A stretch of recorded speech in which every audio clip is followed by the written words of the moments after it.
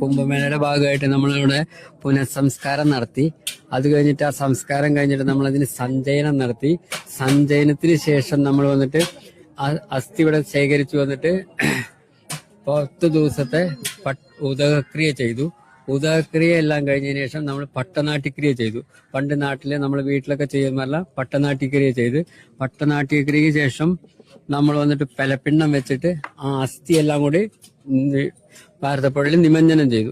നിമഞ്ജനം ചെയ്തതിനു ശേഷം അവര് തളിച്ചതിന് ശേഷം ചീതിയന്മാരുടെ ക്രിയ എന്നാണ് അതിന് പറയുക. അത്രയും നേരം അതിനുശേഷം പുണ്യാഹം തളിച്ചിട്ട് ഇളയതിന്റെ 16-ാം ദിവസം ചെയ്യുന്ന 16 കൂട്ട് എന്നുള്ള സംഭവം, അത് 16 ദിവസം അടുത്ത വർഷം വരയ്ക്കുള്ള ബലി നമ്മളിവിടെ തർപ്പിക്കൽ കഴിഞ്ഞു. അതിൽ ദാനങ്ങളാണ് അധികം വരുന്നത്.